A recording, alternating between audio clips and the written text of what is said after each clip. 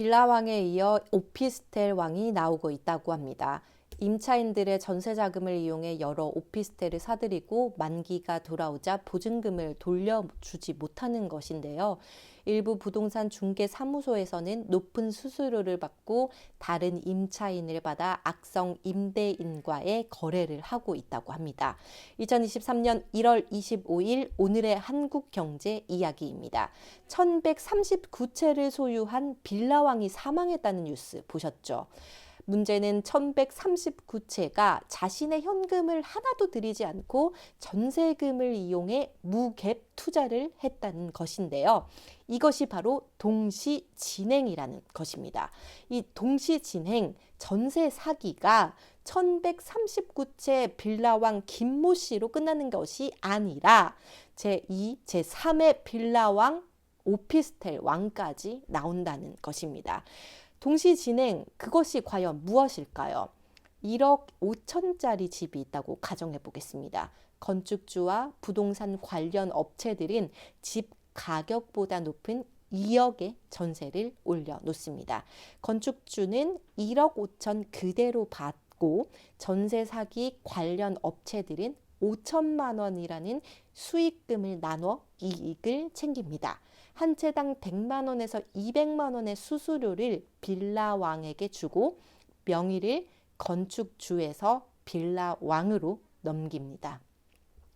이러한 깡통 전세, 폭탄 돌리기를 1139채나 한 것이고 빌라왕은 종부세 체납액만 63억을 넘었습니다. 당장의 수수료 이익만 생각을 하고 세금을 생각을 못한 것입니다. 보증금을 돌려달라는 임차인들에게는 더 높은 가격으로 집을 사거나 다른 임차인을 구하라며 본인은 보증금을 돌려줄 돈이 없다고 연락을 했습니다. 대한민국의 전세 제도를 악용해 한 푼도 돈을 들이지 않고 집을 사는 전세 사기꾼들이 전세 만기 시기가 되면서 점점 나온다는 것입니다. 바지 사장, 명의 대여자, 공인중개사에서 근무했던 일명 천빌라 김모 씨는 백화점과 명품관에서는 몇 천만 원씩 돈을 썼고요. 종로 유흥업체에서는 하루 1,200만 원씩 쓰면서 큰 손으로 불렸다고 합니다. 임차인들만 눈물의 전세금을 돌려받지 못하는 실정입니다. 임차인들도 당할 수밖에 없었던 게 전세금을 지불하고 났더니 명의 이전을 해서 바뀐 집주인을 볼 수 없었다는 겁니다. 체납된 종부세 등으로 경매에 넘어간 김 씨의 집의 임차인들은 전세금보다 낮은 경매 입찰 금액에 세금도 제하고요. 여러 절차 비용까지 제한 나머지를 받아야 하는데 과연 얼마나 받을 수 있을까요? 전세 계약을 했을 뿐인데 전세금을 잃는 것입니다. 전세 보증보험에 가입한 임차인들 역시 당장 전세금을 받을 수 없다고 합니다. 세입자가 집주인에게 계약 해지를 통보를 해야 하는데 집주인이 사망했기 때문입니다. 주택보증공사 허그에게 전세금을 받으려면 집주인 김모 씨의 사촌인의 친족이 주택에 대한 상속을 마쳐야 대위 변제 절차가 시작되는데 이게 얼마나 될지 아무도 모르고요. 더 중요한 거는 63억의 세금이 체납된 상태이기 때문에 가족 모두 상속을 꺼리고 있다고 합니다.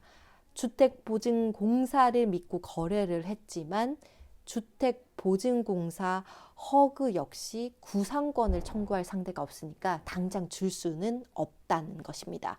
무책임하게 자기 자본 하나 없이 수백 수천 개를 사들여 보증금을 사기치는 사람들을 깐깐하게 심사해야 할 것 같습니다.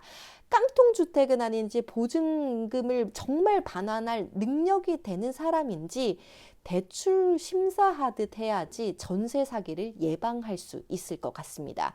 주택도시보증공사와 한국토지주택공사 모두 악성 임대인을 걸러내는 제도가 필요해 보입니다. 또한 전세 사기꾼들에게 강력한 처벌을 내려서 전세 사기를 생각할 수조차 없도록 만들어야 합니다. 전세 사기 뿌리를 뽑기를 간절하게 바랍니다.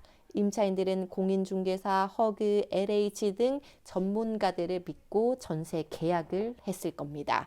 악성 임대인들 때문에 더 이상 피해보는 임차인들이 없도록 꼼꼼하게 관리하는 대한민국이 되기를 희망해 봅니다.